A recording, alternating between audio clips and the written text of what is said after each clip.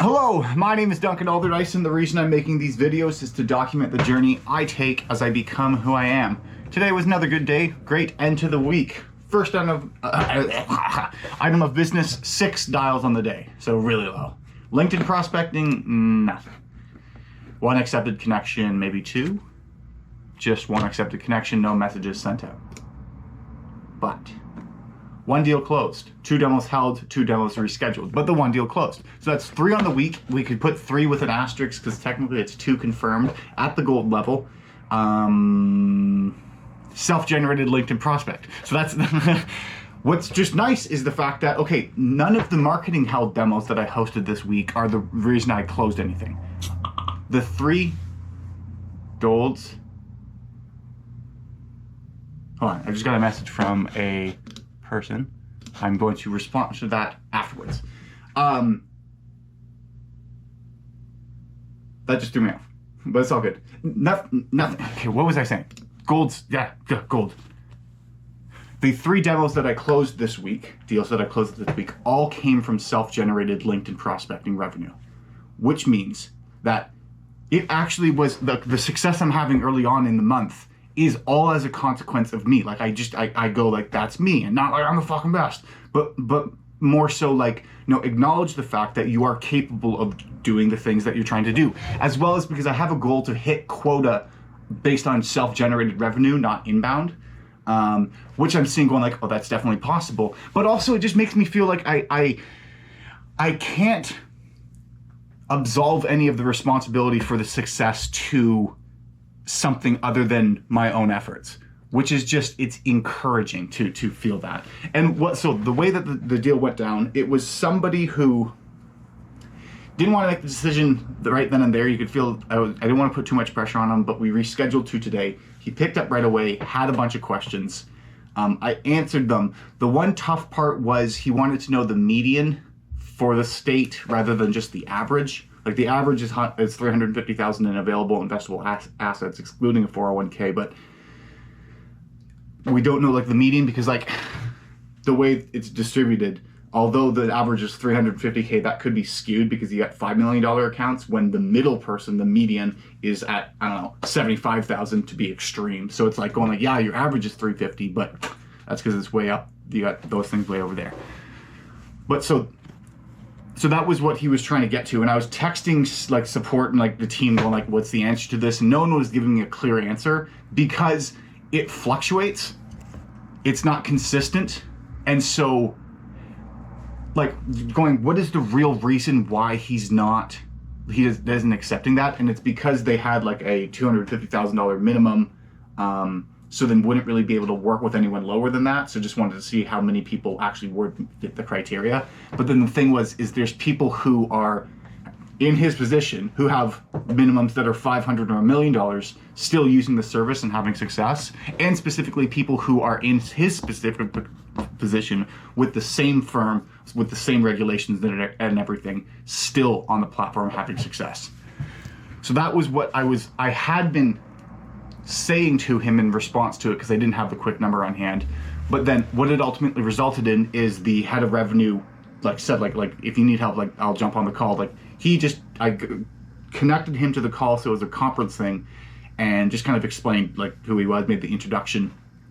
And what was nice is then like the head of revenue, just the guy I was speaking to asked all the same questions to him, and you followed me? Yep.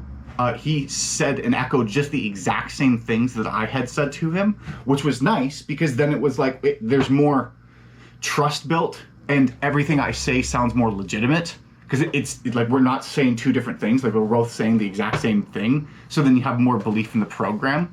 And then it also made me understand going like, okay, sometimes like right there, his rational part of his brain was trying to find a reason why the emotion of being fearful of making this decision was the right call. And if he could find the median that was lower than his $250,000 minimum, then that would be the reason why he wouldn't move forward. And that would be confirmation that the emotions he was feeling, which were kind of fear and negative, are exactly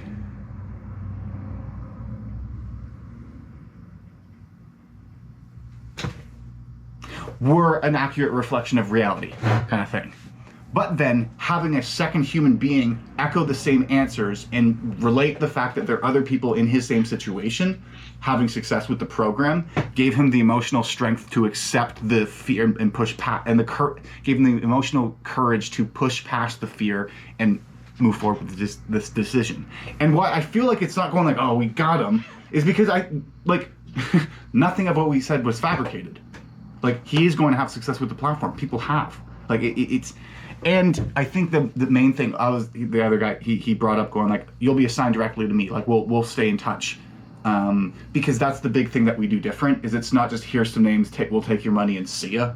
Like, it is like, here's some names, we'll take your money, but also we want to see you succeed. And if you need help, like, we have these resources, like, how can we ensure that you have success on our platform?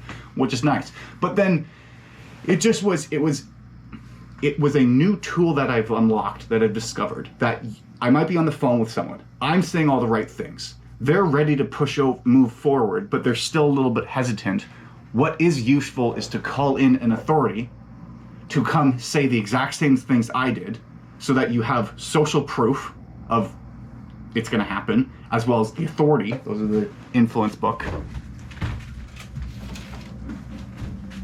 Principles of influence, social proof, and authority coming in to help him make the decision that will help himself long term. Because again, it's like, I don't want to get too specific. He had the problem we solved for, and had the desire to solve it, and thought that the program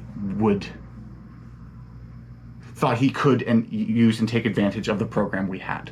So it's not like we got someone like that wasn't otherwise going to purchase, but we helped someone who wanted to purchase but was still a little bit reluctant make the decision, ultimately helping themselves. So that was good. Very happy with that. Spent some of the day video editing. Then I had another new demo that was at 1 o'clock. They didn't pick up the first time. I got mad, so I just marked them as a no-show. But then they texted being like, sorry, your client meeting went long. I called them. We had a quick 15-minute talk. Went very well. He also was like, fit the profile. His process of everything was just like, oh, you're going to have lots of success with the platform. And then he suggested, because he had another meeting, that we book a follow-up time. It was going to be for next Wednesday, but my calendar was full, so then we pushed it to the Tuesday after, because he wasn't busy other things that week. Not going to say specifics there. But then there was another one at 11 that I thought was going to close, but didn't, because they had to reschedule, and then a 3:30 that also rescheduled. But both of them have, but that's good. I'm happy, and I'm thinking about the message. I want to reply to it. The weekend, we got axe throwing tomorrow. Just gonna chill tonight, get quesada, and enjoy the day. I will talk to you later.